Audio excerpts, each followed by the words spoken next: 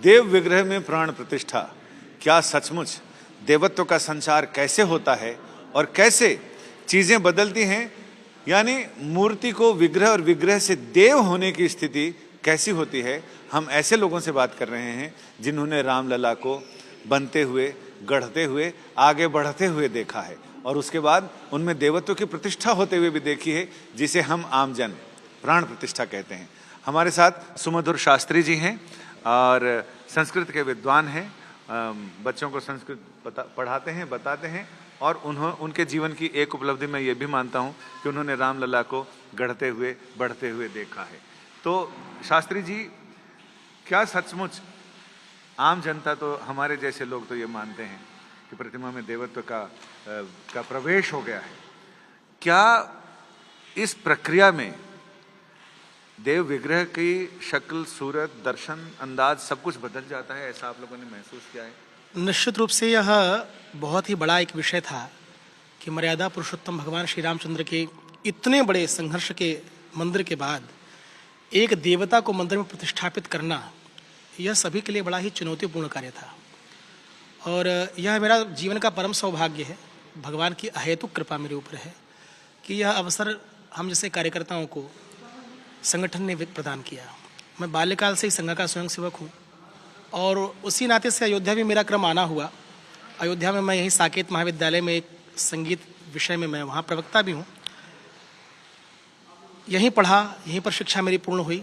उसके बाद कुछ दिनों तक मैं संघ का मैंने कार्य भी किया। आने के बाद अयोध्या जी में मुझे धीरे धीरे मंदिर की योजनाओं में लगाया गया, व्यवस्थाओं में लगाया गया। पिछले दिसंबर में, 2023 के दिसंबर में मेरे सामने ये विषय आया कि ऐसा कुछ कार्यक्रम होना है, लेकिन इतनी गंभीरता से मुझे लगाया जाए कि मुझे इसका अंदाज़ा भी नहीं था। मुझे माननीय चंपत राय जी ने बुलाया और कहा कि यह शिलाओं का आना होगा और शिलाएं जब आएंगी, यह दृश्य उस समय का है जिस समय नेपाल से गंडकी से शिलाएं आईं। तो उस समय वो शिलाएं हमारे रामसेवकपुर में रखी गईं, उनका पूजन इत्यादि हुआ, विधि विधान से समाज ने उसके प्रति अपनी श्रद्धा भी प्रकट की। पूरे भारत तो ही नहीं, पूरे विश्व में कि राम इसी शिला से निकलेंगे, ऐसा एक वातावरण पूरे देश में बना। और वह देखने के बाद हम लोगों को भी लगा कि शायद भगवान इसी से निकलेंगे, किंतु कुछ वैज्ञानिक जो तथ्य थे उसमें वो शिला हमारे कार्य में नहीं आ सकी। और यहाँ पर भी जो चर्चा थी कि शिला शालिग्राम को काटना नहीं चाहिए, उनका छेदन नहीं करना चाहिए, ये सारा विषय विचार करके संगठन ने विचार किया, हमारे राम जन्मभूमि तीर्थ क्षेत्र में भी विचार किया कि शालिग्राम की मर्यादा शालिग्राम के रूप में रहने देनी चाहिए और हमें उन शिलाओं का उपयोग करना चाहिए जिन शिलाओं से वस्तुतः मूर्तियाँ भारत में बनती चली आई हैं। सबसे पहले जो हमारे पास नाम आया, तो नाम के क्रम में सबसे पहला नाम सत्यनारायण पांडे जी का आया, जीएल भट्ट जी का आया और उसके बाद ही हमारे पास नाम अरुण योगराज जी का भी आया।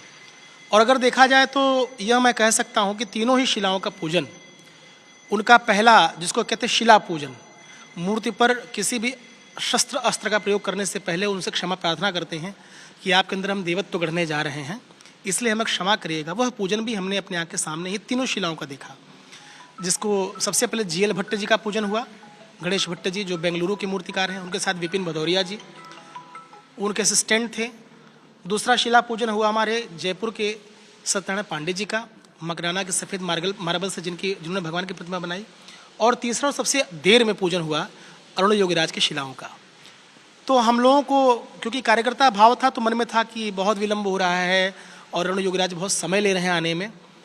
हमने एक आध बार चर्चा माननीय चंपत राय जी से भी की, तो उन्होंने कहा कि ठीक है, उसको जब आना है आने दो, लेकिन इतने भी देर में ना आए कि कहीं मूर्ति का कार्य ही अपूर्ण हो जाए। लेकिन मैंने यह जीवन का बड़ा सौभाग्य रहा, वास्तव में इसको मानना पड़ेगा, प्रभु श्री रामलला की बड़ी कृपा है हम लोगों के ऊपर कि जब शिलाओं पर पहली चोट लगी तो हम लोगों को भी यह अंदाज़ा नहीं था कि शिलाएं इतनी निखर के सामने देवत्व रूप में आएंगी। और सभी कलाकारों ने, सभी मूर्ति कलाकारों ने अपनी अपनी पद्धतियों के माध्यम से और अपने अपने गुरु परंपरा का चिंतन करके शिलाओं पर अपने कार्य को प्रारंभ किया। सबके सामने ट्रस्ट ने जो निर्देश दिए थे कि नख से लेकर के और मस्तक तक की जो दूरी होगी वो 51 इंच की होगी। भगवान 5 वर्ष के सुकोमल बालक के स्वरूप में रहे, उनके भीतर देवत्व रहे, चेहरे पर एक अद्भुत मुस्कान रहे, नेत्रों में एक दिव्यता रहे, शरीर का जो अनुपात है वह एक बालक समान सदृश हो। यह सभी के सामने सामूहिक चिंतन हुआ।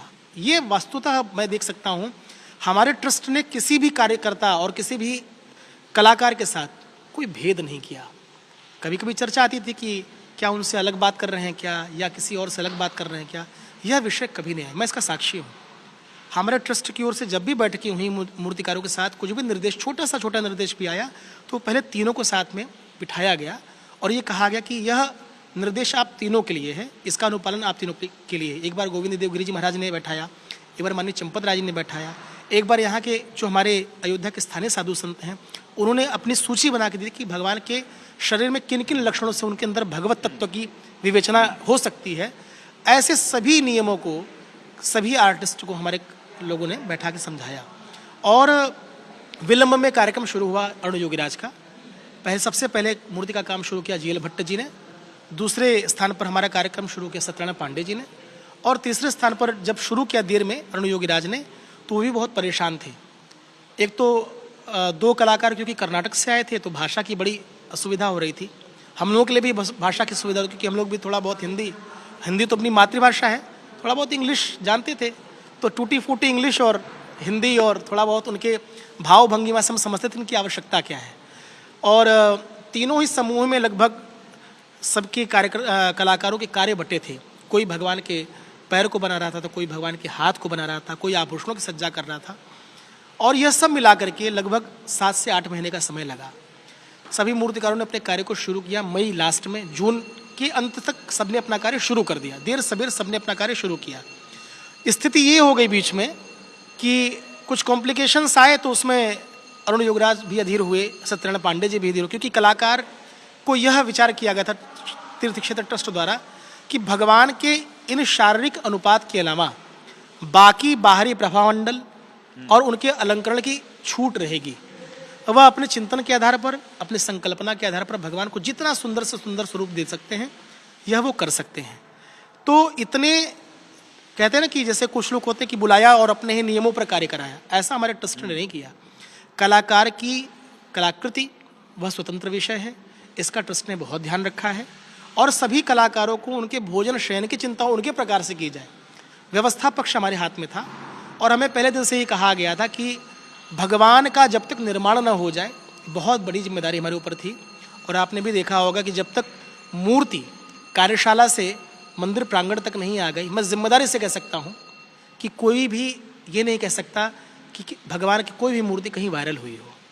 यह मैं बहुत जिम्मेदारी से कह सकता हूँ, क्योंकि उसके लिए हमने अपने निद्रा को, अपनी सुविधाओं को, अपनी शक्तियों को लगाया है। उसके तो हम साक्षी हैं। निश्चित रूप से भाई साहब।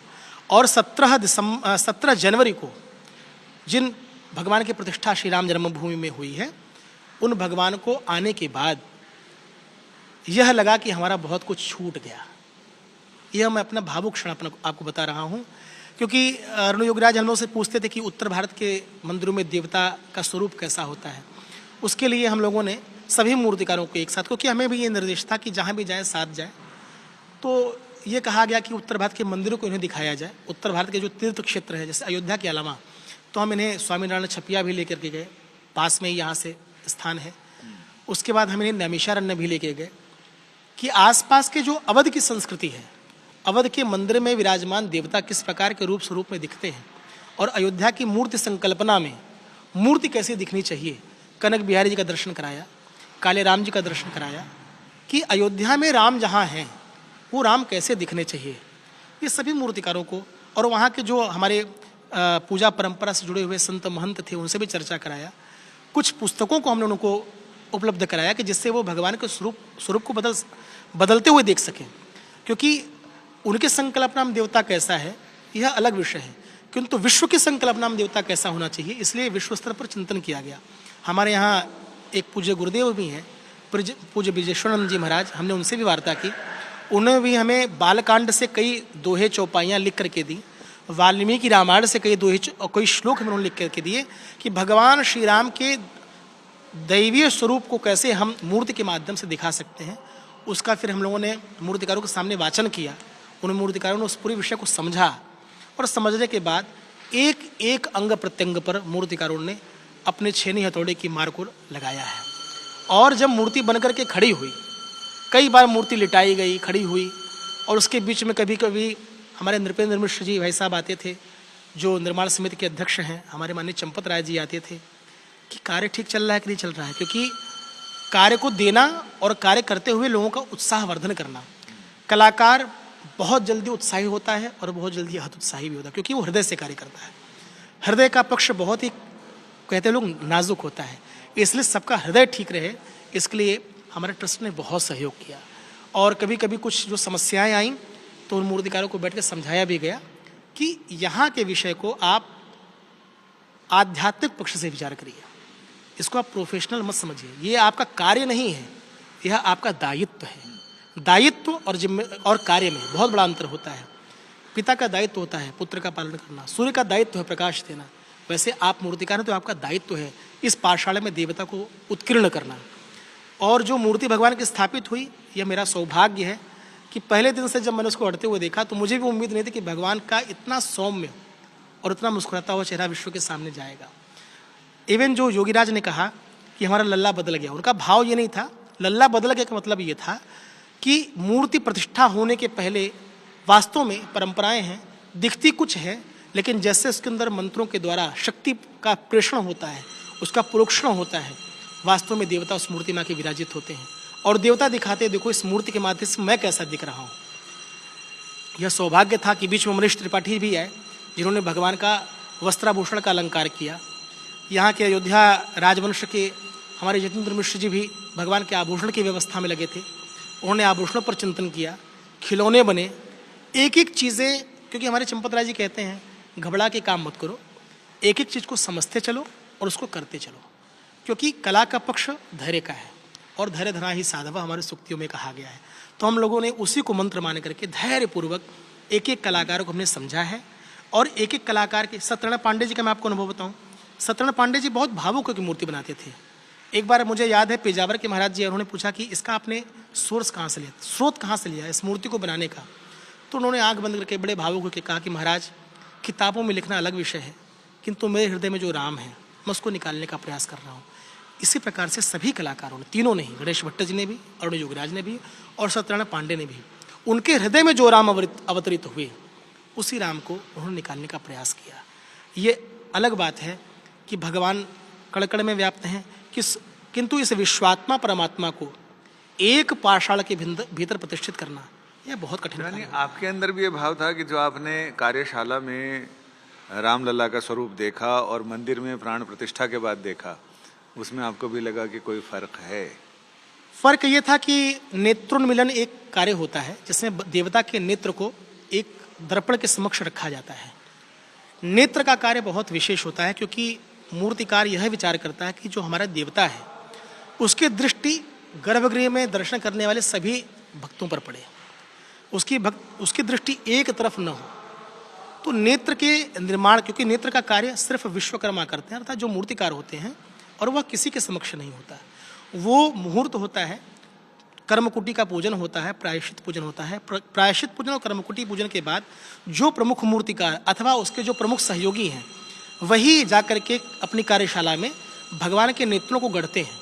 और नेत्र गढ़ने की परंपरा जो मुझे योगीराज ने बताई उनके यहाँ, क्योंकि वो मैसूर राजवंश से राजशिल्पी के रूप में उनके पिताजी ने भी कार्य किया, उनके दादाजी ने भी कार्य किया, वो 5वीं पीढ़ी है उस मूर्ति कला के। तो उनको स्वर्ण की छेनी दी जाती है और चांदी का हथौड़ा दिया जाता है। उस स्वर्ण की छेनी और चांदी के हथौड़े से वो देवता की आंखों को कटते हैं और एक एक कोर वो देखते हैं कि क्या देवता हमारा सबको देख रहा है, क्या देवता की दृष्टि एक तरफ है, समदर्शी है। क्योंकि समदर्शी जब भगवान होंगे तभी सबका कल्याण होगा। इसलिए नेत्र जब तक नहीं बने थे, ये मैं कह सकता हूँ कि नेत्र जब तक नहीं बने थे तब तक मूर्ति की भाव भंगिमा वैसी नहीं थी जैसी आज दिख रही है। किंतु नेत्र बनने के बाद और नेत्र से पट्टी हटने के बाद भगवान वास्तव में, उनकी जो दृष्टि हमने देखी, हम लोग को भी अंदाजा नहीं था कि भगवान इतने सुंदर दिखा, सौम्य सम्यक दृष्टि के साथ, बहुत सुंदर। जिस समय अरुण योगीराज जी ने बताया कि मैं खुद भी पहचान नहीं पाया कि ये मेरे बनाए हुए नहीं है, तो मेरे मन में आया कि अरुण योगीराज जी को लगा होगा कि लल्ला हाथ से निकल गया। बिल्कुल। और वो पूरे समय ही भगवान को बनाते समय उन्होंने लल्ला ही शब्द प्रयोग किया। वो ये नहीं कहते थे कि मेरी मूर्ति है, और हम लोग भी ये कहते थे कि अरुण जी आपका लल्ला धीरे धीरे बड़ा हो रहा है। तो उन्होंने एक पितृत्व भाव में ही उस मूर्ति का निर्माण किया। एक पिता की जिम्मेदारी से उन्होंने, उनके मन में एक पिता का भाव चल रहा था। कि वो मेरा बच्चा है, मैं उसको कितना प्यारा सा प्यारा आभूषण कर सकता हूँ। क्योंकि आपने दक्षिण भारत, आत्मज की तरह हाँ निश्चित निश्चित, आपने दक्षिण भारत की मूर्तियों में देखा होगा कि उनके यहाँ पत्थरों में ही आभूषण पहनाते हैं। तो जो आभूषण वो करते थे तो वो उसका ध्यान रखते थे कहीं वो आभूषण लल्ला को चुभ तो नहीं रहा है। पत्थर में भी आभूषण बनाना है तो कितना मृदु आभूषण हम उसको पहना सकते हैं। भगवान को मुकुट बनाने की बात आई तो उन्होंने जटा मुकुट बनाया। हम लोग अधिकतर देखते कि घरों में माताएं बहनें करती क्या है, बच्चे के बाल जब तक मुंडन नहीं हुए होते उनको पकड़ के जटा जूट ऊपर बांध देती हैं। तो भगवान का उन्होंने वही स्वरूप अपने मन में रखा कि हम भगवान के मस्तक पर छोटा सा किरीट रख देंगे। अब परंपरा क्या है, वहाँ पर कीर्ति मुख लगाते हैं, दक्षिण भारत की मूर्ति में कीर्ति मुख लगाते हैं। तो उन्होंने उस मुकुट जटा मुकुट में ही कीर्ति मुख लगाया, आभूषण में ही कीर्ति मुख लगाया। और जो दशावतार उन्होंने दर्शाया है अरुण योगीराज ने, उस दशावतार में भी उस मूर्ति के अनुपात में, ऐसा नहीं कि लल्ला की मूर्ति और यहाँ जो दशावतार उनको बहुत बड़ा स्वरूप दिखा दिया, उनको भी बहुत सौम्य बनाया है। उनके भी चेहरे पर वही सहज सरल भाव उन्होंने दिखाने का प्रयास किया है। फिर आया कि भगवान श्री राम श्री हरि विष्णु के अवतार हैं, उनके अंश से वो आए। भगवान श्री विष्णु ही श्री राम बनकर के आए, इसलिए विष्णु के जो आयुध हैं शंख चक्र गदा पद्म, उसका भी अलंकार उन्होंने ऊपर भाग में किया है। और भगवान श्री राम सूर्य वंश में आए, इसलिए भगवान श्री राम के ठीक सर पर उन्होंने भगवान सूर्य को विराजित किया और सूर्य के अगल बगल सूर्य का आभा मंडल उन्होंने भगवान श्री राम के पश्च भाग में लगाया। उसके बाद आयुधों के द्वारा, क्योंकि राजपुत्र हैं इसलिए उनके अंदर राज लक्षण, राज चिन्ह जो होते हैं, तो कंधे पर एक कहते हैं कि जो शौर्य का प्रतीक है, ऐसा उनका अलंकार किया। और जैसे क्षत्रिय परिवार में जन्म लिए तो ऐसा उनका एक क्षत्रिय जैसा शरीर, पूरे शरीर को उन्होंने आभूषणों से सुसज्जित किया। धोती भी पहनाई, पाषाण में धोती पहनाई तो धोती कहीं चुभ तो नहीं रही है। इस प्रकार से नाभि क्षेत्र का चिंतन करके नाभि का और सिर का तालमान उन्होंने विचार किया। नासिका से नाभि की दूरी कितनी होनी चाहिए। आपको ध्यान होगा कभी कभी पुराने समय में जब एक कहावत कहती थी नाभि खिसक गई, तो गर्म उष्ण जल से और धोती क्रिया करते थे खींच करके और नाभि को सेट करते थे। मैंने देखा है कि उस मूर्ति के भीतर अरुण योगीराज ने 7 दिन इस काम में लिए कि नासिका और नाभि एक सीधी रेखा में आ रहे कि नहीं आ रहे हैं। फिर जो एक निर्देश था ट्रस्ट की ओर से कि भगवान सूर्य को मस्तक पर रामनवमी के दिन सूर्य तिलक होगा, यह भी विषय हम लोग के ध्यान में था। एक दृष्टि और आई हमारे सामने, जब यह हो कि भगवान का चंदन कैसा लगेगा, तिलक का हम लोग कैसा स्वरूप करेंगे, तो यह ट्रस्ट की ओर से कहा गया। क्योंकि अयोध्या भगवान श्री राम की जन्मभूमि है और रामानंदाचार्य परंपरा की भी यह भूमि है, इसलिए तिलक वही लगेगा जो रामानंदाचार्य साधु हमारे लगाते हैं। उस तिलक पर हमने, और हमारे साथ में अखिलेश भी थे, हम लोगों ने यहाँ के विद्वत वरेण्य संतों से भी बात की, मिथिलेश चंद्र शरण जी से बात की, पूज्य अखिलेश्वर दास जी महाराज से बात की, हमने अपने गुरु जी पूज्य ब्रजेश्वरन सरस्वती जी से बात की, हमारी दीदी माँ रमा शास्त्री जी से हमने बात की। ऐसे जो हमारे जानकारी में या जिनका स्नेह हमें प्राप्त है, ऐसे सभी संतों से हमने वार्ता की और वार्ता करके एक निष्कर्ष पर पहुँचे कि भगवान श्री राम का तिलक रामानंदाचार्य परंपरा से ही लगेगा। उसके बाद मूर्ति में बहुत काम होते हैं। लोगों ने कहा कि मूर्ति रंग छोड़ रही है क्या, तो रंग नहीं छोड़ती। मूर्ति को जब हम लोग कार्विंग करते हैं, उनका आभूषण बनाते हैं, तो उसमें से धूल निकलती है। उस धूल से वो मूर्ति स्लेटी रंग की हो गई थी, ग्रे कलर की हो गई थी। तो लोगों ने कहा कि ये मूर्ति ग्रे रंग की थी तो ब्लैक कैसे हो गई, तो ब्लैक ऐसे हुई कि नारियल का तेल और जो जटा होती है नारियल की, उस जटा को राख बनाया जाता है और नारियल के तेल के साथ उसको वैक्स बनाते हैं, एक पेस्ट बनाते हैं। उसी पेस्ट से हम मूर्ति को रगड़, चिकन भी होती है और उस मूर्ति के में जो थोड़ा बहुत रोम छिद्र जिसके होते हैं, जैसे हमारे आपके रोम छिद्र हैं, वैसे पाषाण के भी रोम छिद्र होते हैं। उन रोम छिद्रों को भरा जाता है और उस रोम छिद्र के भरने के बाद फिर मूर्ति को एकसार हो जाता है, एक बराबर उनका गाल, उनके नेत्र, उनके हाथ, वो उस रंग से हम लोग लेपन करते हैं और फिर उसको कपड़े से उसकी मजाई होती है ताकि जो एक्सेस है, जो अतिरिक्त तेल है, वह निकल जाए। तो इतना ही काम उस मूर्ति में हुआ है। और 17 तारीख को पर्णकुटी, हमारी कर्मकुटी का पूजन हुआ। 17 तारीख के भोर में भगवान को हम लोगों ने रथारूढ़ किया। सायंकाल आपने देखा ही कितने दिव्यता से भगवान श्री रामचंद्र बाल स्वरूप में अपने गर्भगृह तक पहुँचे, श्री मंदिर तक पहुँचे। और मैं उस कार्यक्रम में मौजूद था अरुण योगीराज के साथ। मैंने देखा शायद ऐसा कोई नेत्र होगा जो श्री राम को देखने के बाद खड़ा न हुआ हो। हमारे कई लोगों ने, हमारे परिवार से भी लोगों ने फ़ोन किया कि परम सौभाग्य है। वास्तव में भाई साहब ये परम सौभाग्य ही है कि हमें श्री राम की इतने निकटस्थ रहने का हमें अवसर मिला। कभी कभी लोग हमें कहते थे कि सुमधुर जी, हो सकता है पूर्व जन्म में कुछ आपने किया हो। हमने कहा कुछ नहीं, लेकिन इस जन्म का तो मुझे पता है कि भगवान ने कृतार्थ किया। और निश्चित रूप से मैं, मनीष जी, अरुण योगीराज जी, अखिलेश और हम लोग 5-7 लोग ही ऐसे थे जो भगवान के, जिस दिन माननीय प्रधानमंत्री जी ने भगवान का पूजन अर्चन किया, उसके ठीक दिन पहले रात्रि में हम लोग लगभग 3:30 बजे तक भगवान का हम लोगों ने अलंकार किया। तो जो श्रृंगार आपने देखा वो श्रृंगार हमारी टीम ने किया। भगवान का पहला श्रृंगार करने का सौभाग्य ट्रस्ट ने हम लोगों को दिया। उनको 108 कलशों से स्नान हमने कराया, क्योंकि उसके पहले उनका प्रेक्षण पोषण सब हुआ था। स्नान आदि के बाद काफ़ी शरीर पर घृत लगे थे, पंचगव्य के अंश लगे थे, तो श्रृंगार करना आवश्यक था। फिर विराजमान श्री रामलला का भी आगमन श्री गर्भगृह में हो चुका था। तो इन सब नियमों को ध्यान में रखते हुए सभी ने, हम लोगों ने बड़े धैर्यपूर्वक, भगवान का शयन भी साथ चल रहा है, शय्यादिवास चल रहा था, और शयन में भगवान जग न जाए क्योंकि लाला हैं, तो बहुत शांतिपूर्वक हम लोगों ने भगवान को वस्त्राभूषण पहनाया, उनका कर्ण कुंडल पहनाया, उनके किरीट को सजाया, उनके वस्त्रों को विन्यास दिया, तो उनके धनुष को लगाया, तीर को सुशोभित किया। तो ये जीवन का परम सौभाग्य है। वहाँ आया कि कलश से स्नान कराना है, शीत बहुत ज़्यादा है, तो ये मैं मानूंगा कि भगवान ने मुझे स्पेशली चांस दिया कि सुमधुर तुम इस काम को करो। तो मैंने भी जिस परंपरा का मुझे आचार्यों ने आदेश दिया था, पूज्य गणेश्वर द्रविड़ गुरु जी ने, मैंने वैसे ही उसी परंपरा में सिर्फ एक कटिवस्त्र पहन करके भगवान को मैंने स्नान कराया।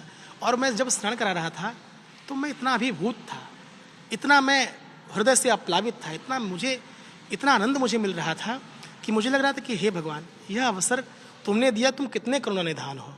और मुझे मैं बहुत बड़ी बात आपके साथ शेयर करने जा रहा हूँ, जो मेरे जीवन की, कहते हैं कि वह बदली, मतलब उसने मेरे जीवन की दिशा बदल दी। विश्व हिंदू परिषद के माननीय संरक्षक पूजनीय अशोक सिंघल जी, उनका मेरे ऊपर बहुत स्नेह रहा। और अगर देखा जाए तो उनके ही आदेश निर्देश पर मैं अयोध्या रह गया। आपने कहा मैं संस्कृत का तो विद्यार्थी हूँ रहा ही, किंतु मेरा जो विषय है, मैं संगीत का विद्यार्थी हूँ और संगीत का ही मैं शिक्षक हूँ। तो पूजनीय अशोक जी संगीत के बहुत अच्छे जानकार थे। और पंडित ओमकारनाथ ठाकुर जी, जो काशी हिंदू विश्वविद्यालय के पहले संगीताचार्य अध्यापक थे, जो संगीत के संकाय अध्यक्ष थे, उनके वो शिष्य थे। तो मेरे संगीत से वो बहुत प्रभावित थे और वो कहते थे कि तुम्हारे संगीत में, यह उनका कहना था, उनका दृष्टिकोण था। मैं तो बच्चा हूँ, अभी भी सीख ही रहा हूँ, सिखाते सिखाते सीखता हूँ, क्योंकि कला कभी पूर्ण नहीं होती। मेरे गुरुजी कहते थे कि जिस दिन कला और काल पूर्ण हो जाएंगे, यह सृष्टि प्रलय में बदल जाएगी। कला जिस दिन कलाकार कहेगा मैं पूर्ण हो गया, और काल जिस दिन कहेगा कि मेरा काल पूर्ण हो गया, फिर कुछ बचेगा ही नहीं। इसलिए कला का चिंतन करते रहना चाहिए।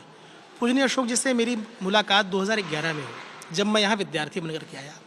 एक कार्यक्रम में उन्होंने मेरा गीत सुना और उन्होंने मुझे बहुत स्नेह दिया। स्नेह का जो प्रभाव वो इतना मेरे ऊपर उनका था, क्योंकि मैंने जीवन में पहली बार इतने निकटस्थ होकर के उनको दर्शन उनका मैंने किया था कि वो जब भी अयोध्या आते थे तो मुझे कहते थे कहाँ हो तुम, मुझसे मिलते थे, घंटों घंटों मेरी बात उनसे होती थी। और मैं कभी कभी कहता था, मुझे कभी कभी अपने ऊपर मैं इतराता था कि मुझे अशोक जी स्नेह करते हैं, लेकिन मुझे ये पता था कि मैं सुमधुर हूँ, विद्यार्थी हूँ, मुझे साइकिल से चलना है।